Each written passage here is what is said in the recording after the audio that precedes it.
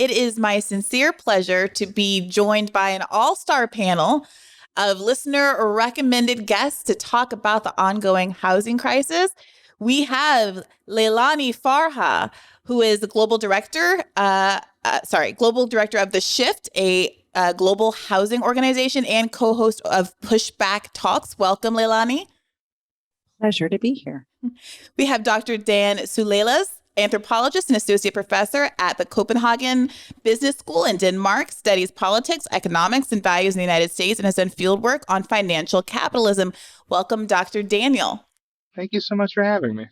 And last but not least, Rebecca Parsons. Many of you who are avid listeners and leftists know her already. She is a congressional candidate for Washington's 6th District. Welcome to the podcast, Rebecca. Hi, thanks for having me. All right. So obviously, this isn't the first time the audience is going to have heard that there's a bit of a housing crisis afoot. I just want to establish a little bit of background for folks who don't know how severe. This is from a recent article from the American Prospect. It says, it's by, Alexander Salmon. He writes, at least 35% of Americans are renters, and anyone who has moved recently or whose landlord has reset the price is feeling the squeeze. According to a recent report from Redfin, the national median asking rent was $2,200 in May, the first time it has ever eclipsed the $2,000 mark. That represented a 2% gain from April and a stunning 15.3% gain rise year over year. Both rent and owner's equivalent rent, the amount of rent that would have been paid in order to substitute a rental property for a currently owned house, are on a historic inflationary tear. These are the two major factors that the BLS uses to calculate shelter costs, and they are not slowing down. So who wants to take a first crack on helping to paint a portrait of how we got here exactly? Should I start with you, Leilani? Well, I mean, those stats are from the US, and I just want to say that those statistics repeat themselves in country after country after country across the world. And not just in the global north, but in the global south as well. Basically, what we're seeing is this crazy trend upward in the cost of housing, whether home ownership or rental, and a really kind of static line in most places, fairly static line in terms of incomes. And it's that gap that is the unaffordability crisis that cities across the world are experiencing. So I just wanted to put that in a global context. How do we get here? Well, I mean, if you want the short version, neoliberal housing policies and financial policies have gotten us here. And this dates back actually into the 80s, in your country a little earlier even. People will know the term Reaganomics. People will know Margaret Thatcher. People might know Pinochet from Chile. All of them were big neoliberals, and they really had a hand in this. What it means is governments taking a huge step back from engaging in housing and making sure housing is meeting the needs of the populations, and allowing the market, so to speak, kind of run freely and on the belief that the market will take care of everyone. And I think if you fast forward to now, you'll see that the market is not taking care of everyone. And the global financial crisis didn't help matters. Let's put it that way. I think in the States, you call it the global recession, but that absolutely didn't help matters. Private equity became very dominant in the housing field after the financial crisis, and really have been big players buying up housing, apartment buildings, and raising rents. That was a real skip jump through history. Well, no, I'm sure Daniel's cringing. Maybe Rebecca too. I appreciate that kind of zoomed out perspective before we get in, because I do think there's a lot of assumed knowledge when we're talking about these issues. So I will go to you next, Daniel. Help us understand more what role private equity started taking after the 2008 housing crash that differed from the role it was taking before, and exactly how it's causing this effect. Because some people would say, per Leilani's point, that the markets will take care of this. Obviously, if the prices are high, it's because it's what the market will bear. Of course, it means that people will then be able to pay those prices. Otherwise, they wouldn't raise the prices so high. So why is it that we're now seeing this affordability gap? There are two questions there. One is shadowboxing with Econ 101, and the other is what the private equity guys are doing. I'll start with the private equity, guys. Sure. So the private equity thing is interesting. So I spent a couple hours just kind of looking specifically at like what they were doing post financial crisis. And like the key to it is this kind of financialization piece that comes with neoliberalism. And it's this increasing tendency to treat a house as an asset, right? To treat a house as a financial asset. It's not just a place for you to live, it's a place that's supposed to generate income, right? It's supposed to appreciate in value. And when you start to get rid of like defined benefit pensions, often a house is like the biggest asset that a family can hope to have. And so what private equity does kind of post 2007, 2008 with suburban houses is a whole bunch of people are getting kicked out of their houses. They're able to buy them at fire sale prices. And then they start to do what private equity does. And what private equity does is it turns everything into an asset. Like the business model is buying a company, doing something to it so that within 10 years or so, you can sell it for a profit. And this kind of takes off in the early 80s. And what happens post financial crisis is private equity firms start doing this with homes. They start creating real estate investment corporations. And the key thing with private equity is they always have to have an exit because they're using borrowed money. And so what ends up happening is this trend towards treating a house like an asset accelerates. Because once a private equity firm gets its hands on something, it has to have an exit because it's only working with borrowed money. And it's only working with borrowed money that has a shorter time fuse than your typical 30-year mortgage. It's usually a 10-year investment cycle. So what started happening post-financial crisis is you have all these people getting evicted from their homes, millions and millions of people. You have houses being sold at auction, and they start getting gobbled up by private equity real estate investment firms. And so what they do is they convert them into rentals. They raise the prices on them, and they have to increase the value of the asset because they have to sell it in some sort of a way over the next 10 years. And what this often takes the form of is they'll create like a real estate investment corporation. And then they'll have to sell that real estate investment corporation. And the thing that underlines all of this is they have to keep taking money out of the house. So the house keeps going further and further away from being a shelter, from being a home, to being a financial instrument. And then there's this kind of acceleration that happens because as houses get treated more and more like this, private equity is able to access more capital to compete with retail buyers and take these houses off the market. So what you're seeing increasingly is a private equity firm will come in aggregate have a much easier access to capital, easier access to lower interest rates than just normal home buyers. And so that's sort of the private equity edge on it. It's these trends that Leilani was talking about just sort of accelerating. And that's one of the things that tends to happen as things financialize. You have this kind of acceleration where the assets have to be held for less amount of time. You have to keep extracting profit from them. So that's sort of the private equity angle. Daniel, before we move into the second part of my question, can you help me understand how these real estate corporations are extracting value out of these houses? Obviously, the value to a normal buyer is to live in it and have shelter. Yeah. You're talking about how quickly the kind of financialized practice causes people to have to flip the house. Yeah. That still relies on there being somebody willing to either buy or rent the house, and presumably at a higher cost than what went into the house because there have been there's something in the way of an improvement or something. Am I misunderstanding that? No. I mean, that's absolutely correct. And I think what's going on in parallel too is housing construction is not keeping up with demand. Mm-hmm. And so as you have more demand for housing writ large, the pool of like housing relative to the demand is going down. Mm-hmm. Right. I mean, people talk about being millions of housing units behind what demand actually is. And then there's a conversation about like, how does housing get built? And I mean, I'm on very thin ice here. Leilani and Rebecca probably know way better than me on this one. But like housing for normal people never comes about absent government intervention. I mean, you have to create a securitized mortgage market because private lenders won't lend money to people to buy houses. Or if you're going to have big urban development plans for low-income renters, you have to subsidize it in some sort of a way. And it's government policy, and it can look more market-based, it can look more socialist, but like there has to be some sort of action on the part of government to accelerate forms of supply, because this is just an instance where the market, however you're going to define it, just doesn't seem to keep up with what actual demand is. Mm. Okay. Sorry. So I didn't mean to interrupt you. You were going to go to the shadow boxing with economics 101 point. Yeah.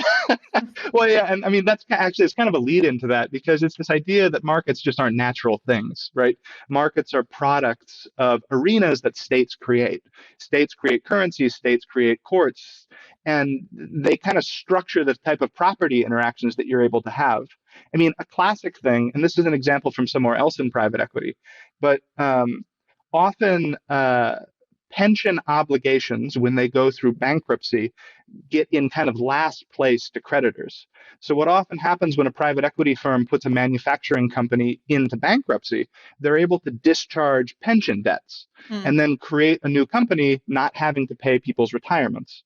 And so that's an instance of like, well, the bankruptcy code, bankruptcy procedures is part of, market action and what capitalist actors can or can't do. But it's this sort of concrete priority that the state has made. And it's a similar kind of thing with the types of mortgages people can get. I mean, the way the residential mortgage market works in the United States is it only works with these sort of pseudo-federal entities that can take and pool and have a secondary market for mortgage-backed securities. Mm-hmm. So, the Econ 101 argument just like it kind of misses the point that like there's a specific history to any of these markets. Yeah. Yeah, I want to come back to lots of that. I have some questions about whether are we still doing a lot of mortgage-backed securities post 2009? Are people still investing in these? Are they quite as popular as they were before the crash? I mean, I'm curious, but I want to come to you first, Rebecca. You are having a perspective of this in Washington State that is, I think, probably obviously more closer to the ground and visceral than a lot of people, in podcast world where I am, who are talking about these things as an abstraction. Where do you want to start getting into this issue? Well, I love what both of you have said already, and it's interesting how I agree with what you're saying and the theory and the kind of academics behind it, and then I can connect it to stories that I hear from people in the district. So, for example, it's not as bad anymore, but there is one town in my district called Aberdeen, population 16,000, that until recently there were 1,000 homeless people. So 1 in 16 in the town were homeless. And this is a small town that does not have the resources of a large city. There used to be a homeless encampment there that I went to visit a couple years ago. And I met a senior there who was in a wheelchair, and she was living in this camp. And we were talking, and she said, well, the reason how I ended up here, I used to live in a different part of the state. And then my grandson was sent to prison nearby Aberdeen. So I moved here so that I could visit him more often. And I'm on a fixed income. And I got a rental unit. It's the only one I could find that I could afford that had a wheelchair ramp. But then she got there and it turned out to not actually have a wheelchair ramp. And her landlord didn't want to put one in. So then that was the only place she had been able to find. So then she was just left there with nowhere to go. So she had come in on the Greyhound. So she just went back to the Greyhound station. She was not from Aberdeen, didn't know anybody there. Only person she knew was her grandson in prison. She went back to the Greyhound station and then just stayed there for 3 days, 2 nights and 3 days, sitting in her wheelchair. And eventually somebody who worked there connected with the somebody who was kind of like the community liaison, I guess, between the camp and city council officials and stuff. And he came and got her and brought her over to the camp. And this was actually a camp that had used to be living on the riverbank for years, over a decade. And then city council made them move, even though nobody was using this land. Nobody even wanted it. Nobody was bothering them. It was just the idea of these people there that they didn't like, forced them to move, splitting up a community. What a lot of people don't realize with these sweeps is, they just move on to the next place. But they've built a community in the meantime. And so then every time the community's fractured, then they go into new camps, and then those are swept, and those are fractured out and out and out. Then they've forced people to move in onto this parking lot across the street from City Hall instead of at the riverbank, where they were as comfortable as one can be in that situation, and put a bunch of pallets. But then people were driving by and gawking, like rubbernecking for an accident, but for a homeless camp. And so a community advocate I know advocated for fences to be put up around. And so there they are on a parking lot in the middle of town with not much privacy and a lot of rules. And this elderly woman, the senior, was brought there. And then, but she still had to sleep in her chair for a couple nights because she couldn't get up and down from her chair onto the cots, the mattresses they had given them. So eventually something was worked out about that. So you have issues of seniors and pensions. For example, Daniel, you mentioned pensions, where pensions don't really exist anymore. She's living on Social Security. People live on Social Security as little as $800 a month, and then they have to pay $500-$600 if they're lucky in rent. And then if you have a disability, you can't find somewhere. Then you have the issue of incarceration and wanting to be near her grandson. And it is fatal as well. Another senior who I didn't meet personally, but I know people who did and who took care of him medically, provided him with medical care. He was a senior with a disability, and he actually died frozen to death in his wheelchair in Tacoma. And so these issues are really life and death in my district. And those are the very extreme examples of extreme hardship. But there's also, there's 600,000 homeless people in this country, and that's probably an underestimate. 120,000 of them are children, 40,000 are veterans. And many of them live in cars or they couch surf. They're not visible as somebody living on the street.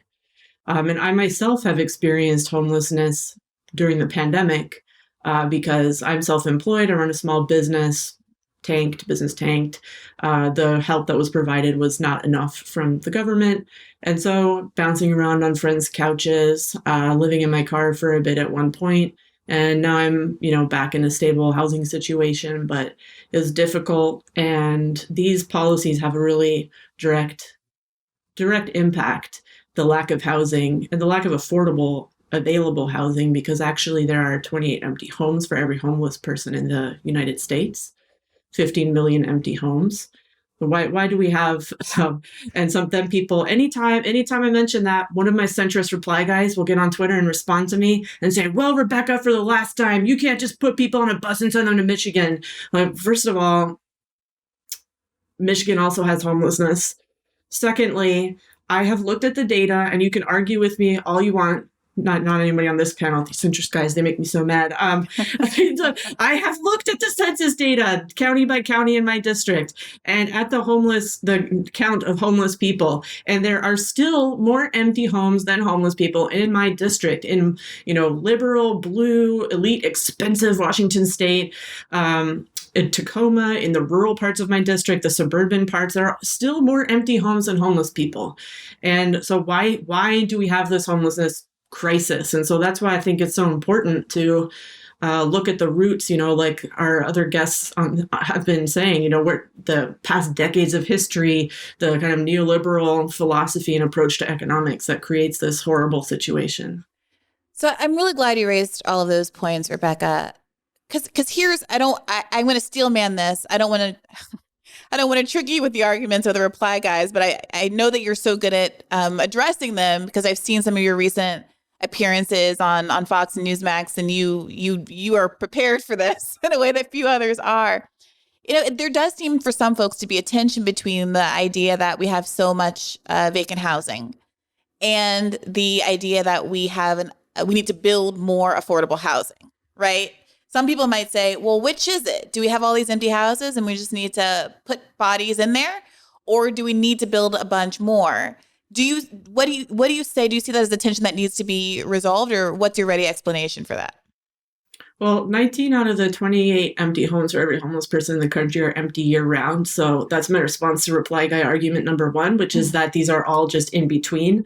And so it's, it's only empty for a week in between. No, it's 19 out of 28, over half. And then you also have just a lot of homes that's empty. They may have been bought by an investment company or private equity, and they're just sitting on them. They're empty. There may also be, out-of-town investors who are not doing anything with it. They're a corporation, but, not a corporation, but maybe an individual person who owns a bunch of empty property. Maybe some of them are the 4th, 5th, 6th, and 7th empty vacation homes of people like Mark Zuckerberg. And so given the current, our current structure of laws and rules and the economic system we live under, for people to be housed, we would have to build more housing. But if we changed those laws and we made it so financially onerous for people to own empty housing that it was cheaper to just sell it to the government and turn it into social housing, then we wouldn't need to build it. And the way that stuff is built, housing is built in this country, is very backwards. So I've seen this just at the level in Tacoma, with the Tacoma City Council. They'll form commission number 5,786 to study the issue of homelessness. They'll determine that we have a problem and we need to build more housing. And then they'll put out a request for proposals with some pot of money that they got from a grant or the federal government, state, wherever. And then, a private developer will win this bid to build something. The city council will then put some kind of extremely mild milquetoast requirement on it, like out of the 100 units you're putting in, 2 of them have to be affordable, and affordable is defined as $1,500 a month, when everybody in that neighborhood, nobody in that neighborhood can afford that, and especially in the neighborhood in Tacoma that is being most severely gentrified. It's one of the few majority Black neighborhoods in the state, probably, and definitely in my district, and people are just getting gentrified right out of it, and they can't afford that. So what even is affordable? And so when I talk about housing, I talk about extremely low income, permanently extremely low income housing, like people who are living on $500 a month. Can they afford it? If not, then it's not affordable. And the city will put out this bid. The real estate developers will build it. Then, they have their lobbyists. They go to city council. They complain about these onerous requirements that they have to provide affordable housing. And then it'll get, okay, we'll change, the rules are changed, and then they don't have to provide it anymore. And often, for example, a lot of organizing in Tacoma came out of a low-income housing. It was one of the last few residential hotels, and that's something people who study housing are probably familiar with. In decades past, there were residential hotels, which was, for people who were low income or day laborers or whatever. They would just have a single room, and like in a hotel, and then there's a shared bathroom down the hall. And there's fewer and fewer and fewer of those, at least in my area. This was one of the last few ones remaining, and a developer bought it, kicked everybody out, triple the rent, and then, called them affordable micro units or something ridiculous like that. And that's kind of the structure of how I see housing being built, affordable housing debate. How do we build more housing? It takes a long time. It's not actually affordable. It's always a public-private partnership, which is our public money being given to wealthy developers to enrich themselves even more while we can't pay rent. So public-private partnership is, anytime you see that, why is it always built with a public-private partnership? Well, you ask city council that, and they'll say, we're not service providers. We're not a construction company. We're not an employer. What can we do? And often they aren't even an employer of their own staff. I have a friend who lives in a city in Texas, and he works for a local nonprofit. The staff of city council are private contractors. They're not even public employees. Everything neoliberal brain rot from the inside out. So people can't afford housing. And so the way that housing is built, it doesn't address the crisis, and homelessness is only getting worse and worse and worse. And we have these just basic fundamental truths that almost nobody wants to acknowledge or talk about. And if you do bring it up like me, you're just a simpleton. You don't understand how complicated it is. Like, really, is it complicated? What is so complicated about the fact that we have 28 empty homes for every homeless person in this country? Change the rules so they're not empty anymore. Well, Rebecca, and so I don't want to go down another epic rant with the reply guys in my head who are living there rent free, but it's so frustrating because laws are created by people. Capitalism is not an immutable force of nature. Laws are not an immutable force of nature. Homelessness is not. All of this stuff is a policy choice. It's completely optional and it could be changed, but the powers that be, the people in power, do not want to change it, all the way from federal all the way down. And I'll end right after this point. I know I've been going on for a while, but another thing is people say, well, there's not enough money. The federal government needs to provide more money. Actually, during the pandemic, starting with Trump, with FEMA, he provided 75% reimbursement reimbursement to counties. So saying to the counties, if you house homeless people in hotels, we will reimburse you for 75% of that cost, because homeless people are at risk of getting COVID more. Almost all of them are immunocompromised, and living on the street, you just become immunocompromised. Being homeless is almost itself just a pre-existing condition. Then when Biden came in, he upped that from 75% to 100%. So it is literally free. Just put people in hotels. You don't even have to pay for it. We'll give you the money. And under 10, I think, very few counties across the country applied for it. And with the group that I was, doing housing occupations with, we discovered that our county, Pierce County, was one of those. And we called them out on it and said, why? And they said, well, our staff looked into it. We're not eligible. Like, yeah, actually, you are eligible. You absolutely are. Your staff either read it wrong, you're lying, or you're too lazy to apply for it. There is this pot of money sitting there completely free, and you're not using it. Just free money, and you refuse to use it. And it's happened in nice liberal Tacoma, where we commission studies and we talk about equity and all this stuff. And here's this big pot of free money, and you are not using it. And then you have Aberdeen, in a very Republican controlled area, where they are not using all the nice words and doing all these commissions and studies and everything. Yet you have the exact same result, which is a pot of money was sent down through one of the COVID relief bills. A friend of mine there who works for the county said, yeah, this money was sent down. We wanted to use it, but the city council had to approve it, and they refused to on ideological grounds, because as conservatives, they did not want to provide free housing for homeless people. So anyway, rant complete. All right. Rebecca, we're going to come back to some of that. But given what Rebecca is saying about kind of the failure of U.S. interventions kind of making an impression, either because municipalities choose to reject interventions that could be, at least in the short term, helpful, or because we're so neoliberal, brain rotted into believing that, we're going to prioritize this private property right over basic rights like housing. Leilani, since you have a global perspective, are there examples we should be looking to in other countries that should be models for how the left should be for what the left should be advocating for at this time in the United States?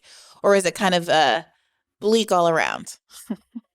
Well, there's no doubt it's fairly bleak all around, but I'll just say a few things. Rebecca, you raised so many important points, and I want to touch on them and at the same time answer your question, Briahna. First of all, the failure of governments around the world is the failure to recognize that housing is a fundamental human right.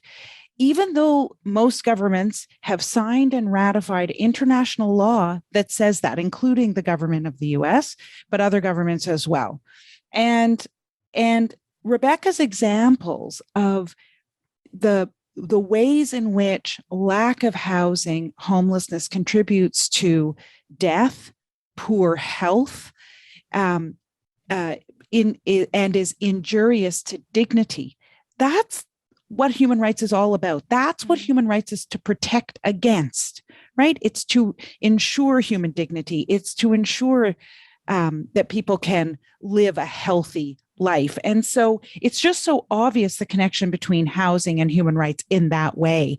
And I think governments need to start recognizing in law that housing is a fundamental human right, and then use that as the go forward framework, so that any financial policy or law or tax break and any housing policy or program has as its goal, its end goal, the realization of the right to housing for the most marginalized populations, because that's for whom human rights are most important, obviously, because their rights are most commonly violated. In the US, that would be African Americans, basically Black and brown people, low income people, LGBTQ, older people, youth, etc. So first of all, I just want to say, you need that as your framework. The countries that are performing the best are the countries that really have recognized housing as a human right and then implemented it in that way. So Finland is the example that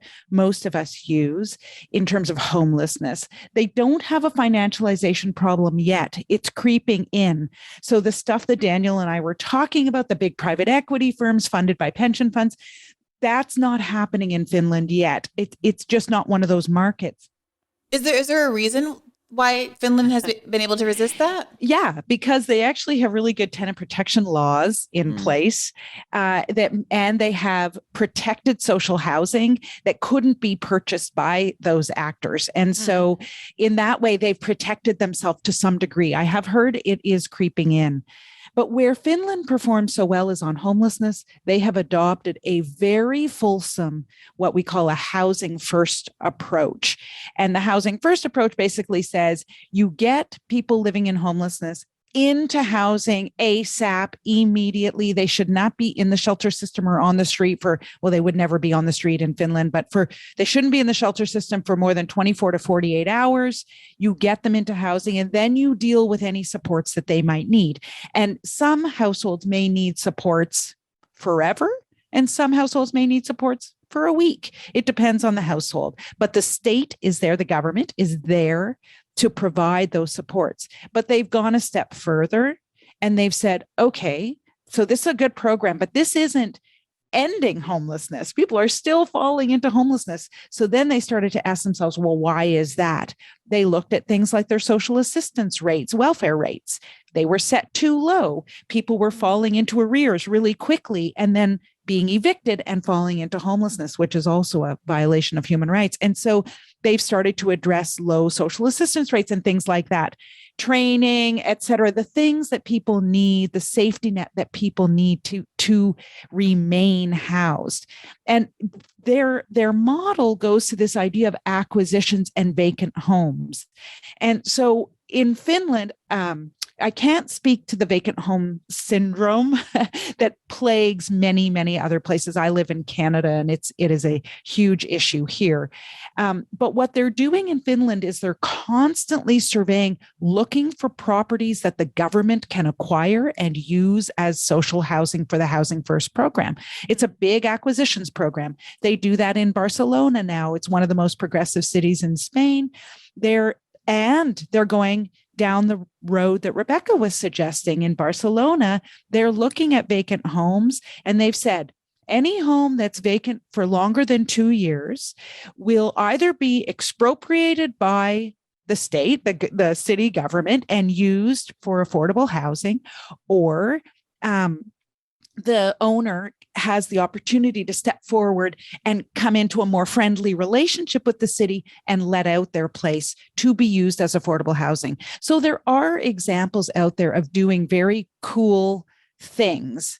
It is, as Rebecca said, it's political will, it's political decision-making, but in my mind, it's also that you need that deep understanding that housing is a human right and that it is a link between life and death, basically. Yeah, I'm surprised to hear you say that apparently America has signed on to some declaration that housing is a human right, because it really doesn't feel like it. Yeah. So, well, to be fair, so there's one main human rights instrument at the international level. It's a treaty, and it's called the Covenant on Economic, Social, and Cultural Rights. And that's the main articulation of the right to housing. The U.S. has not ratified that, but they have ratified a convention that protects against racial discrimination. And that treaty codifies and includes non-discrimination based on race with respect to housing. So that's an entry road. The U.S. has also signed and ratified the main civil and political rights treaty that codifies the right to security of the person, which obviously homelessness jeopardizes security of the person, the right to life, et cetera. So yeah, well, so much for that one. Yeah. Sorry, not to. I know. I was hesitating to even say it. Episode. We're adding an hour onto this podcast. I mean, that's the thing. I mean, it does feel. I haven't actually recorded a Roe episode yet, in part because there's a part of me that is concerned that, as important as that obviously is, the kind of uniform focus to it is allowing some other stuff to go overlooked that continues to be very, very important at the same time. And so since I was already in the course of trying to put this episode together, I decided not to derail to do an emergency Roe episode. There'll be plenty of time to talk about what to do next on that front. But it does all seem connected to the extent that there seems to be a philosophical moral and psychological difference between the way America approaches a lot of these issues and the rest of the world.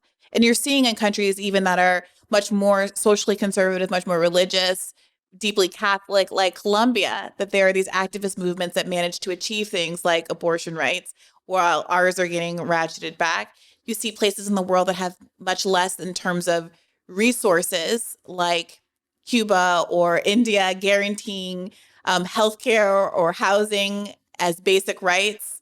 And in the United States, I forget who was telling the anecdote. Oh, I guess it was you, Rebecca, who was saying even when the money is there, people reject it on principle. Some conservatives will reject it on principle, leads us to this weird space where it almost isn't even about solutions. I mean, we can and should and will talk about solutions, but about this almost deeper moral / cognitive reckoning where people in this country they don't even want to pursue the solution. Some people don't, because they don't think people are entitled to shelter, like basic Maslow's hierarchy of needs stuff here. Go ahead, Daniel.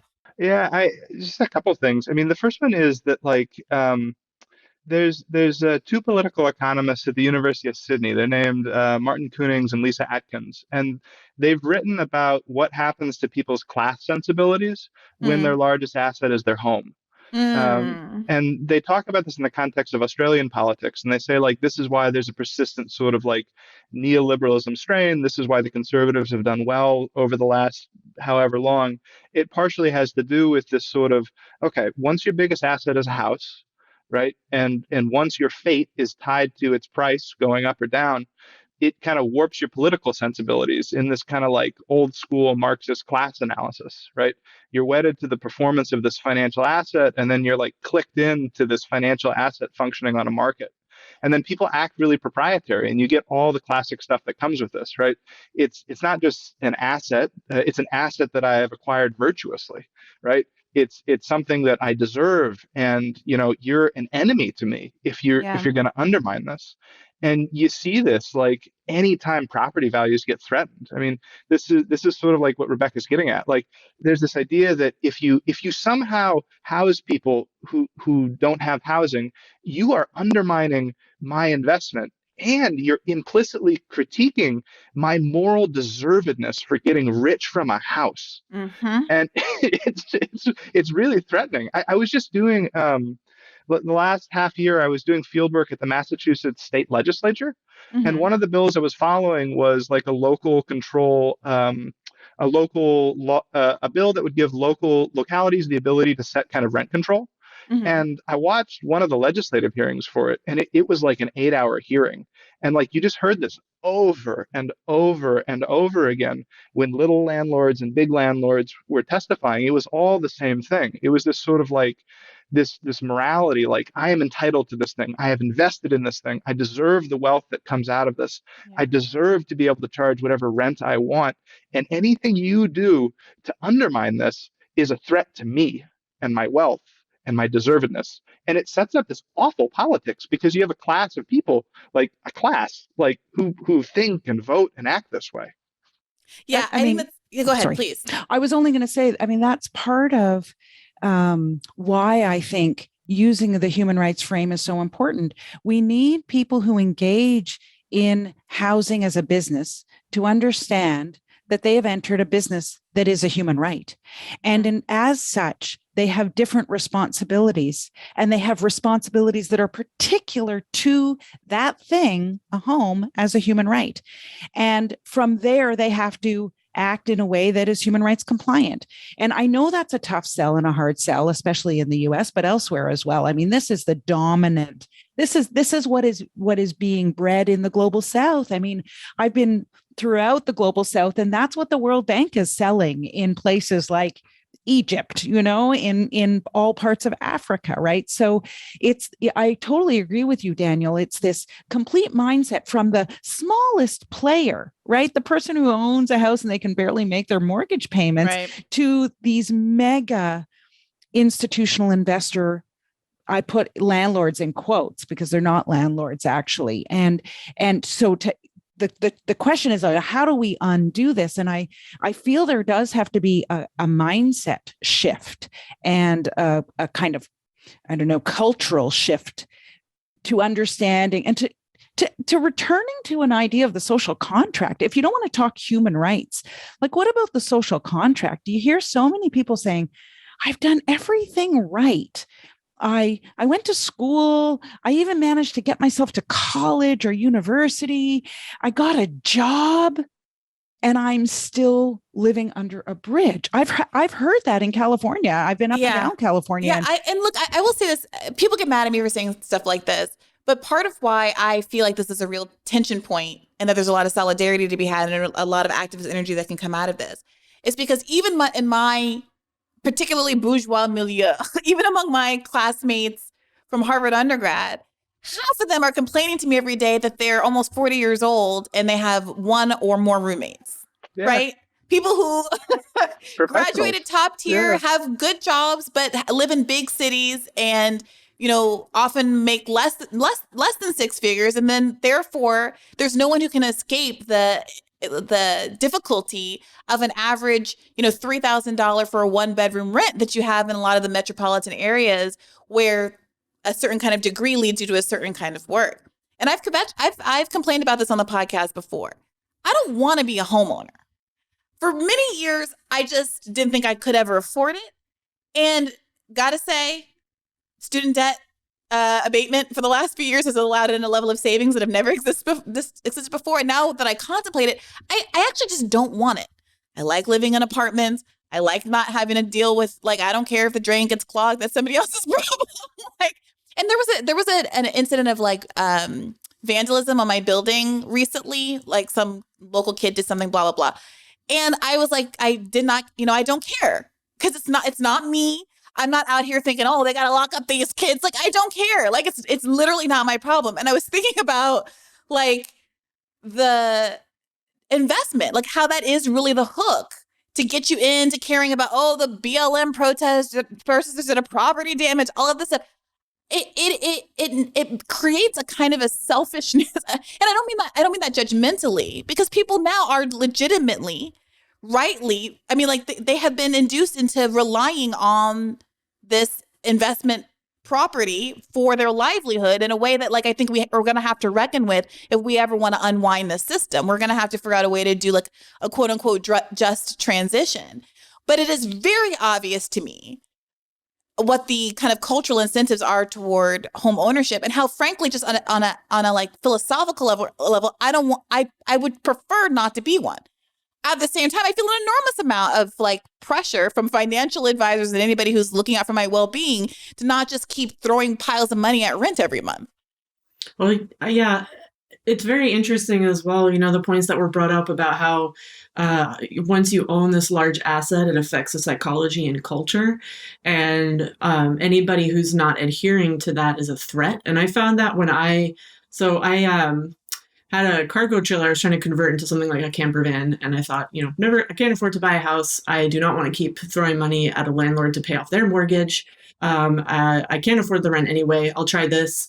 And I was scrupulous about following the law. So the law in Tacoma is you cannot park anywhere for, I think, more than 72 hours. So I would park somewhere overnight, leave the next day, go somewhere else. Didn't go back to the same place more than once a week. Never parked in front of somebody's, house to not take their spot. And still constant harassment where I was just parked one time, minding my own business, and a cop comes knocking on the door, and it's like somebody called and in other parts of the country, this might have just been phrased in a different way, but the culture here is a little passive aggressive. So it was somebody called in a wellness check on you. They just wanted to see if you were okay. And it's like, I'm fine, thank you. And, well, can I see your license? And, what are you doing here? And why are you parked here? And do you live in Tacoma? And da-da-da-da-da. And it's like, the message was, you're not welcome in our neighborhood, leave. And there was another one like that where this guy, I had parked there maybe twice in the last 14 days. And he just comes up and he's like, is there a reason you park here? I was like, I need somewhere to park. And it's like, well, I'll let it slide. But, if you're here for more than a couple of days, I will call the cops because it just encourages more people, And it's like, you'll let it slide? This street is not your property, bro. Okay, just because you own a house does not mean that your property rights extend out and you just have this ever increasing bubble where you just own whatever the heck you want. No, that's not how this works, but that's how they think it works. And so the economic base, the economic structure creates this mentality and this culture around it where, I worked hard for this, I deserve this. Other people are just not working hard enough. And the sight of people who are not living within that structure, that paradigm, is economic and psychological and physical threat. And my theory is partly as well that it's kind of a trigger to something far back in the recesses of their mind that reminds them that they're just one paycheck away from being in the same situation. Yes. It's I don't know. And you see countries where there are very, very few homeless people, like homelessness is much less common in China, for example. Look at their economic system, the economic system they had before their revolution, and then the development of the United States. We never really had, in Europe, they had feudalism. In China, they had a large peasantry. Here we had people come over and just take land. Then we had slavery as an economic system that's violently overthrown, and then westward expansion, just land, grab the land. And how can we make people homeowners and landowners as quickly as possible with a very different, development of our economy and class consciousness than you see in other countries. And I think it really leads to this kind of dog eat dog, if that person gets something, that means I don't get it. Mm-hmm. Well, I think also one of the differences in other countries, especially in the South, is that you don't see as much of the same kind of street homelessness because in the global South, people will build informal settlements. So they're like, shanty towns or slums, as some people will call them. And it's a step up from complete street homelessness. And a lot of governments recognize that they aren't doing what they should be doing with respect to housing. And so we'll turn a kind of blind eye to the informal settlement and just allow it to exist, even where they're stealing electricity and siphoning off water, et cetera, just to survive. The government will turn a blind eye. But in the US and in Canada, it's the same. If you set up an informal settlement Rebecca's already spoken about that, the sweeps of encampments. I mean, Skid Row is maybe an example of one that continues to exist, but it's certainly not protected. And the folks living there, I've been down there, are, harassed all the time. And so it's sort of what I find so difficult about the US. These policies are so cruel because it's like, okay, where do you want people to go then? And the logical extension of the sweeping up of homeless people is that you because we all know sweeping people isn't housing them. They're just going to set up camp somewhere else. And so basically it's a drive them out policy. It's an annihilation policy or perspective. And as I watch on, I was the UN rapporteur on housing for 6 years. And I went to California and visited up and down. And it's just, there's no other way to experience it except as cruelty. So what do you make of the root causes of something like Skid Row? It's gotten a lot of attention, obviously, because conservatives like to point to California as a liberal bastion and say, hey, look, you guys talk a big game, but look how tough things are in your state. Look at how bad things are in your state. And of course, leftists look at California and are constantly pointing to the hypocrisies of a state that has an overwhelmingly liberal legislature that can't pass any reforms like statewide health care or anything like that, even though we're constantly told on a national basis that, it's because we don't have the votes in California, they don't have the votes and they still don't do anything. So it doesn't come as a surprise to us. But I'm wondering, why is it? What is the good faith explanation as opposed to the kind of Republican explanation for why California's housing issues are as bad as they are? Is it just the extremely high rents in the state? Could I take a crack? Please, Daniel. Yeah. So I'm actually from Los Angeles. That's where I grew up. And I went to public schools in Los Angeles. And the high school that I went to was on a year-round track. So it was a school that was built, I think, in the 1930s. It was North Hollywood High School. And it was built in the 1930s, I think, for about 1,000 people. And by the time I was there, I think there were about 4,000 students going to it. Oh, wow. And so I was going to high school in, late 90s, early 2000s. And LA hadn't built a new high school, I think, since about 1980. So like the population went up, the demand went up, so they hadn't built a new high school. And this will get back to housing. Because in the late 70s, I think, Prop 13 passed. And Prop 13 was this sort of combo class interest thing between I don't know, boomers getting pissed off about their property taxes going up and real estate developers getting pissed off that property taxes were so high in California. And so they were able to pass the statewide referendum to kind of cap property taxes. And it completely gutted the state's ability to build infrastructure. So like one example of this was the fact that I was in this crazy overcrowded high school in Los Angeles, despite demand going up like crazy, and despite California having, really exemplary public education in the middle of the 20th century. So like it's kind of another example of this kind of class action that undermines this sort of systematic approach to dealing with these problems. And, okay, the health insurance thing. I don't know the specifics of the interest in California, but I actually spent a lot of time on this in Massachusetts. And Massachusetts is another state that has, Democratic supermajorities. When I was doing this fieldwork, there were 37 Democratic senators and 3 Republican senators in a 40-person state Senate, like overwhelming supermajority. And a lot of them individually support like single payer, but they can't get it passed for a whole variety of reasons. Lobbyists are able to slow it down. The health insurance lobby is extremely powerful, but there's also this fear among the kind of centrist Democrats that kind of run the state government, like control the legislature, that if you do anything that is too dramatic, you're going to spook centrist voters. You're going to spook independent voters, and we'll get voted out, and we'll lose our majority. And it turns into this kind of constant no that you can't have these big policy things, big things that fix problems, because there's this sort of institutional fear and conservatism, despite having these huge majorities. And it was a wild dynamic to watch. Yeah. I think.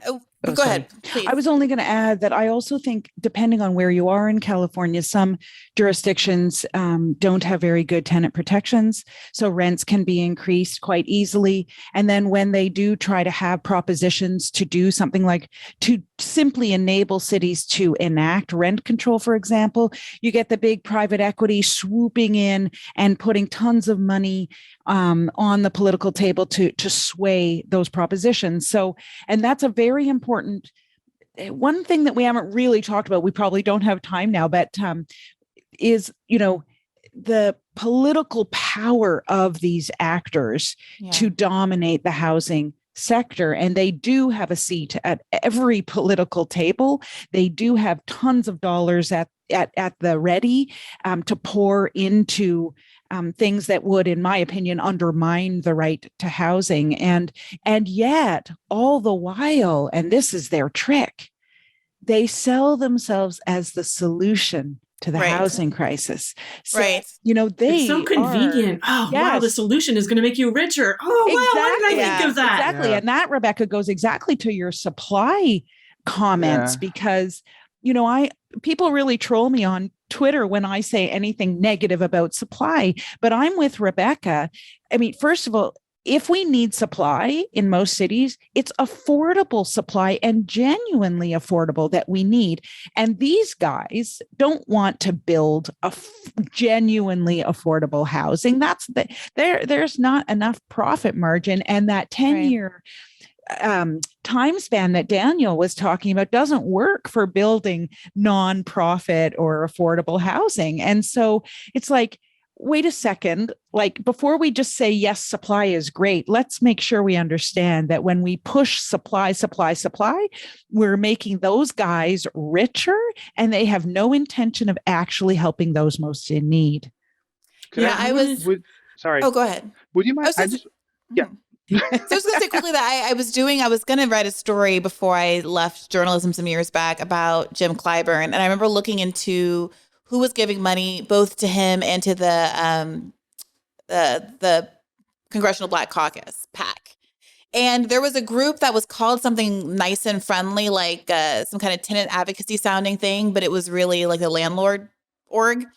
And they were pouring. But if you look into who's giving to Black causes, it's all horrible landlord advocacy groups that are trying to lower the standards for construction, lower the standards for how much mold can be in an apartment, how much lead paint can be in an apartment, extending the number of years you have to get rid of asbestos and all of these things and all these housing units, on top of, Coca-Cola and junk food manufacturers and every like tobacco industry, jewel, all of these people are the ones who are funding with pretty sounding names the Black congressional caucus. And then you have people like Jim Clyburn out advocating against Medicare for all, for pharmaceutical interests, for big housing interests, and all these kinds of things. And it really does get wrapped up in this veneer of progressivism and neoliberalism that makes it very pernicious. At the same time that all of those private equity advocates and stuff that are throwing money into races like those in California and in Massachusetts are using a lot of propaganda to convince the average homeowner that this is what you have to do. You got to get yourself an Airbnb. You got to get on that hustle. And if you're not doing that, it's because you're just stupid. Yeah. Yeah, sorry, but go ahead, Daniel. Yeah, I just wanted to. So, I freaked out earlier today because I was like, oh, I don't know enough about housing. And so I did like a poke through the Financial Times to look up stuff on like private equity and housing. And I found this story from a year ago. And the headline of it is Why Blackstone Made a $5 billion Bet on Housing and Low Income Americans. And it's by the journalist Mark Van de Velde. And it's interesting because what they do is they take a specific property in Bushwick, and developed by a group called the Riseboro Community Partnership. And they used federal subsidies to build this thing. But like the specifics of how this work really get at what Leilani and Rebecca have been talking about how like when there is even an attempt to address housing, it's done in this extremely capitalist way. So like what happened is sometime in the 80s, I think some part of the federal government, Housing Urban Development or something like that, they created like a grant program, or no, it was a tax rebate program, right? Because the only way you can do social policy is via tax rebates, right? So you have a tax rebate policy where like, okay, you guys are going to go build public housing. We'll give you a tax rebate, a break, as long as you satisfy XYZ condition. So Riseboro shows up and they're like a nonprofit. Now, the thing about a nonprofit is they don't pay taxes. So you actually have to find someone that pays taxes to get the tax rebate. Mm-hmm. So they ended up partnering with AIG, right? Mm-hmm. AIG from the financial crisis, right? They partner with AIG. So AIG puts up something like, what is it? It's like $2.7 million. And then over the next 10 years, they get $3.3 million in tax rebates, right? So they're getting paid a significant premium to build this low-income housing. So this cycles for 10 years, 20 years, and then the rebates run out. Now, when the rebates run out, what happens to the property? Who owns it? AIG owns it, right? Because they had to transfer 99.99% of the ownership to AIG to do this tax rebate. And like, just think like this is complicated and it's really dumb. And even the capitalists at the Financial Times, they have to create this like 2-page long flow chart to explain like the transfer of ownership that's going on. Like you get 3 columns. You get the state housing authority, the local housing developer, and the finance provider. And you get the zigzag that just But Daniel, I mean, what happened, right? Who bought AIG? Blackstone, right. The largest private equity firm, one of the largest private equity firms in the world, the largest in terms of real estate holdings and residential real estate holdings, buys AIG and then, legitimately gets asked, are you going to convert these to market now that tax rebate has run out? And they say, oh, no, of course we're not. We're going to keep this affordable housing. But they said the exact same thing in Spain after the global financial crisis when they bought up social housing in Madrid. And they ended up, increasing the rents by more than 50%. So there's no guarantee just because one day she, the co-head of global real estate at Blackstone says, oh, no, we're not going to raise rents. Really? When no one's looking, they'll raise rents. Well, they got to have an exit. Like that's the business model. They have to sell it. Like they're not going to own it in perpetuity because it's not their money to spend anyway. It's all borrowed money. I think there was a quote that Steve Schwartzman, the CEO, he was like, I just like housing for some reason.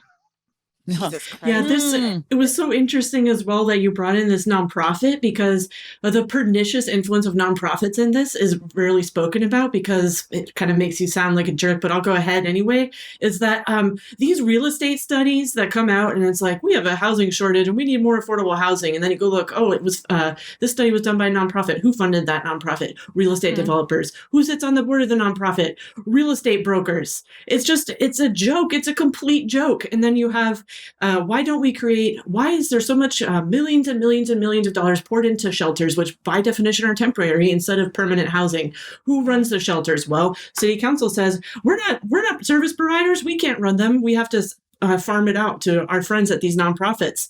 And so I'm not saying anything about the individual motives of the people who work at these nonprofits, just like every single individual landlord is not an evil person. Okay, it's the role that is given to you, economic role. Okay, you're at this nonprofit, your job depends on there being homeless people. If you solve the homeless crisis, you will be out of a job. And so it doesn't work. And then as well, like Leilani, what you said, this kind of changing the laws and are just the mere idea of allowing cities to have rent control, not even saying there is going to be rent control, but just allowing you to, that's too much to even contemplate. And people say rent control doesn't work. Just look at what happened in San Francisco. They had rent control, and then right outside the city limits, rent control went up. I'm like, well, you know what the solution to that is? National rent control. Why do we have city rent control, then county and this, and you have all these activist groups who are... There are not enough nice lawyers going around who are willing to volunteer their time for activists. I know this because there's like one in our Puget Sound area who it's like, we're about to do an action. We better call, our friend, Anonymous, and make sure that he can help us because he's like the only one in the entire Puget Sound region. And so then it's the same thing, fighting for rent control around the whole country. Why all these individual fights, individual groups of activists trying to come up with the legal funds and the firepower and the sheer like willpower and motivation to get rent control in this little 3 square mile area. We've had rent control federally before under Richard Nixon and under FDR. FDR did it via an executive order. He did an executive order instituting the Office of Price Administration, which was directed to do price controls, including rent controls. Nobody studied. When I was thinking about this during my last campaign, I was like, I wonder if we could have national rent control. And I started looking around, couldn't find any research, reached out to a bunch of other scholars and researchers, and they're like, no, can't. I don't think that's even constitutional. And I look into the history. Wow, what do you know? It is constitutional. We've actually had it before. And so then you have the problem as well with the American system of government, in my opinion. And you can see the whole thing about states' rights. Getting back, we won't go down that rabbit hole with Roe, but I mean, it is a total joke. Okay, what you have with states' rights and cities and counties and federal and all these different agencies and bureaus is it allows them to pass the buck constantly and treat homeless people like a shell game and just move them over here, give them a bus ticket. I know, and I personally know about this. Like, I think with the city of Houston, they wanted to clear out homeless people for some event. They just give them all bus tickets. I had a relative of mine who was homeless, and he could never get any permanent housing, but they were the local here in Tacoma Catholic Services, because for some reason we have a private religious organization running housing homelessness. They were we also don't have separation between church and state now, Rebecca. Oh yeah, you know this. The Supreme Court has had a busy week. Yeah, and but we can't get you permanent housing, but we'll give you a bus ticket to Texas, and also California. And I've heard this from people who I believe, but people really love to hate on Californians on the West Coast, so maybe this is apocryphal. But many people say that California gives bus tickets to homeless people to just go to Oregon and Washington State. That could be true because lots of other states do it. And so you just get to have this kind of shell game where it's constantly moved around. And I think the other thing as well, you can look at, Leilani mentioned, countries in Latin America that have made progress. And I think you mentioned this as well, Bri, and they're like socially conservative countries. Something interesting, the liberation theology movement, which in the U.S. we don't really know much about, but it's a very powerful social justice, Catholic model or philosophy about providing for the poor and rooting. Many of those people are socialists and Marxists, but it's not in itself necessarily that.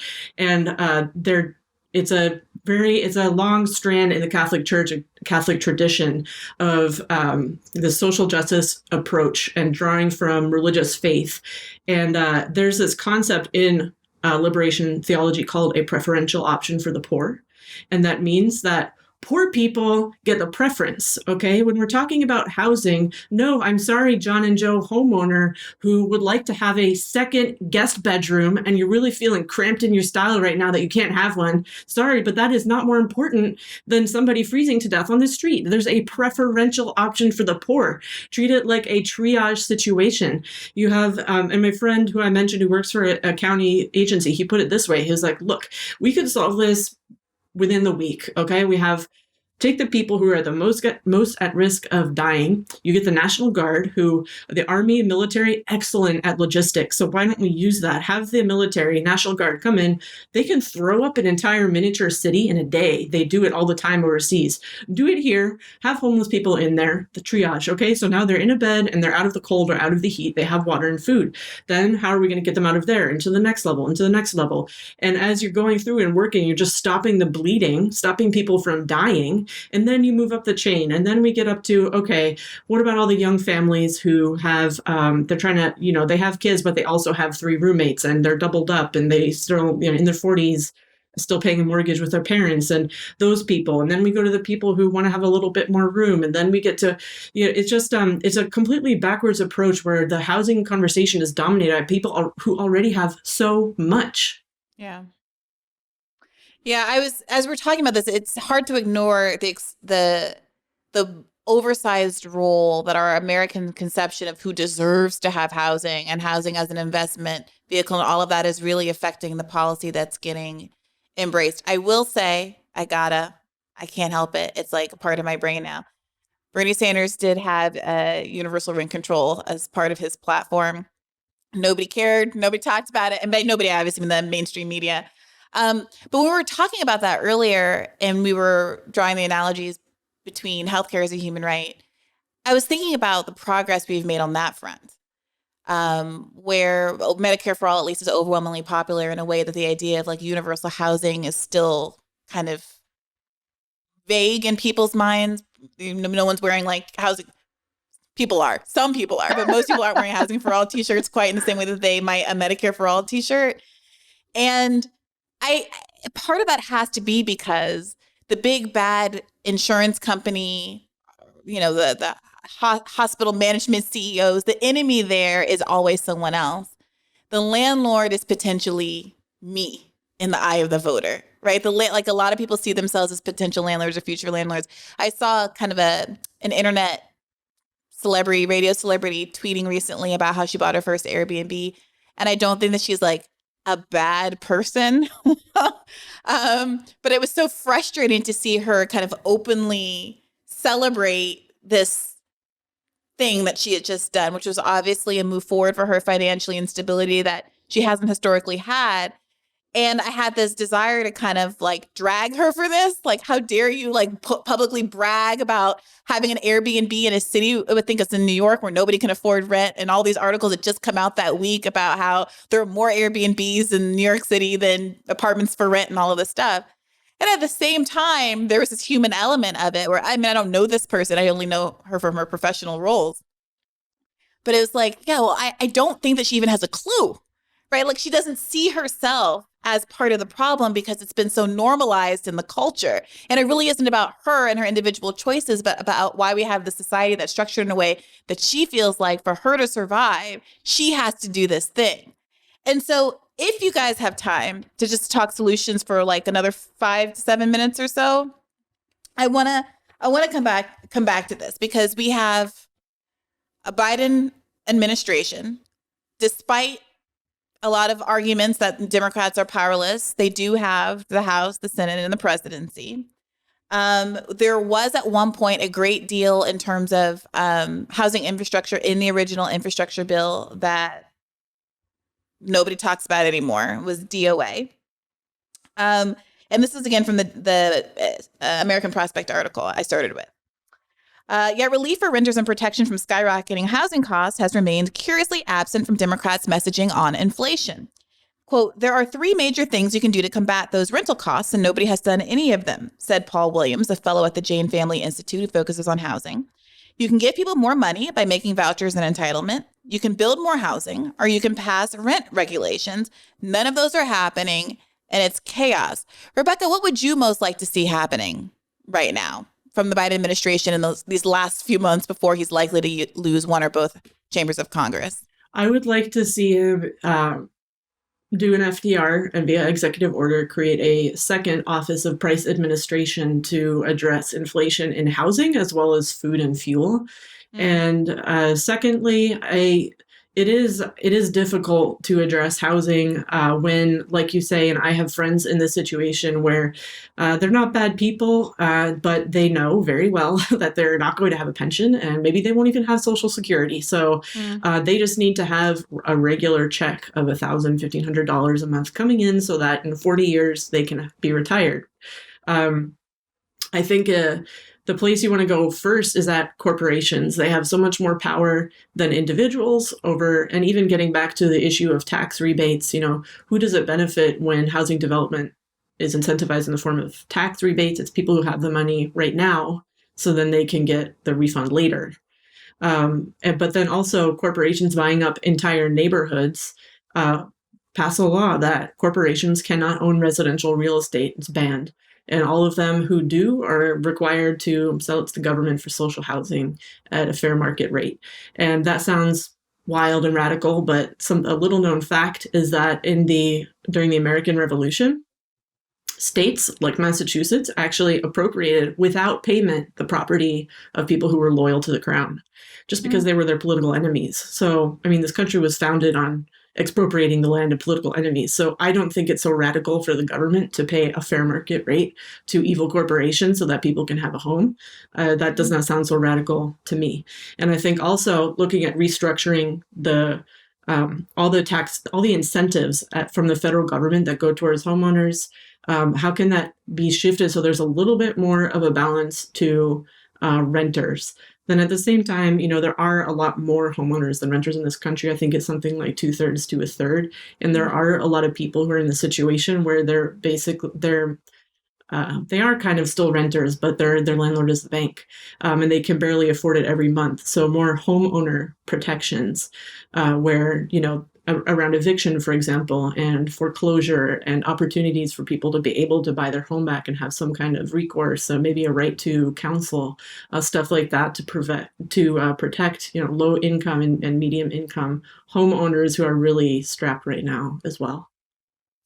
Yeah, big shout out to tenant advocates. I have a good friend who's a tenant advocate in New York, and during COVID, when there were the eviction moratoriums, the point you're making earlier, Rebecca, about the tension between the people who fund these philanthropic groups and the objectives that they have became really pronounced.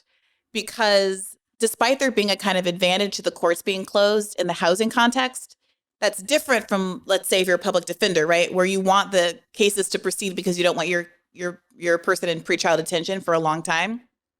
With housing, the status quo is often more ideal for your client. They're resisting eviction. So as long as you don't go to court, they're in the house. There were all of these pressures from the people who are running these organizations because of their conversations with the city to go ahead and open the court systems back up. And it was creating all of these tensions with the actual advocates, but the attorneys were like, wait a minute, our job is to zealously advocate for our clients. Why are you cooperating with the city because they're like your friend and you eat lunch together at Cipriani's because you're, the donors and the people who ran these organizations, these legal aid organizations, to go ahead and open the courts back up and agree to send people in. This is before COVID vaccines and all of that, to do these in-person meetings or even virtual meetings. Since there's also all of these arguments that lawyers have that their client isn't going to get the best hearing if they do so virtually and aren't able to represent themselves as well over those computer screens and be as sympathetic and all those other kinds of things. So that's just to say, big shout out to the lawyers who are trying to do this work even against the worst of odds. Let's go to you next, Daniel. What would you like to see, perhaps with the focus on a private equity or anywhere else? I liked everything that Rebecca said, and I'd like it very basically if private equity couldn't own homes. I think that's a pretty simple one. And it gets to this kind of this thing that Leilani was saying, that like think of it as as a human right rather, and like just decommodify it. Like you can't own a home if you're an investment corporation. Like that's kind of a very basic thing, but like I liked all the very specific policy prescriptions that Rebecca had. One thing I really, really, I just, it's somewhat related, but like one of the things that killed me when I was watching the Massachusetts state legislature was there wasn't this like, we're going to solve this problem. There was we're going to satisfy all the interest groups because that's how this works, right? We're going to satisfy this group of voters, this group of homeowners, this group of insurance people, and like, we're going to nudge in that direction. But there wasn't this idea that we have to fix this problem. And the thing that, like, you know, given that we've been alluding to it, it's the thing that's floating around all of this. But with all of these Supreme Court decisions, you're going to have a lot of people that want to leave where they live and go somewhere where they feel safe. And like, if housing is the most expensive in the country in Massachusetts, if housing is the most expensive in the country on, you know, the Pacific, if housing is the most expensive in the country in New York, then like you're not going to be able to welcome people who are going to want to leave their states. So there's this moral imperative to like decommodifying it and taking it seriously. I just like very basically, I wish that the state government and the federal government would just build housing like crazy. Like just if there's a backlog of 3.6 million houses, build 3.6 million houses and give them to people. But that, yeah, I mean, because Rebecca gave all the realistic policy prescriptions, that's what I want. Look, let's not pretend that. Look, I think Bernie's plan also included, I think, a 10 million house build. It was something. Just like get rid of the backlog, undermine the private market. Like that'd be great. Yeah, and that's jobs, by the way, as well as we have our Biden administration telling us that we need 5% unemployment to resolve the inflation crisis. Thank you, Dan. We can have 5% unemployment if Larry Summers is one of the guys actually building the houses. I want him on the construction details. If he'll do that, then we can consider the 5% unemployment. Good luck with that compromise, Daniel. Yeah. All right, Leilani, I'll give you the final word. Thank you. I completely agree with Rebecca's incredible list of things that could be and should be done. And I also agreed very much with Daniel.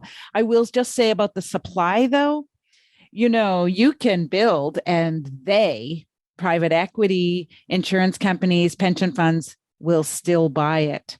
So you don't protect anything by just saying build, right? You got to build a deeply affordable, social, and you have to protect it as such in perpetuity. You have to, and go back to your original recommendation, Daniel, which is private equity can't buy. So if you do both of yours, I think we'll win the lottery. My suggestion, well, you know, I happened to release a couple of weeks ago a thing called the Shift Directives, and it's 10 directives and 37 recommendations of what could be done globally in country after country to address the housing crisis that every country is witnessing. But some of the things I'll just say really quickly.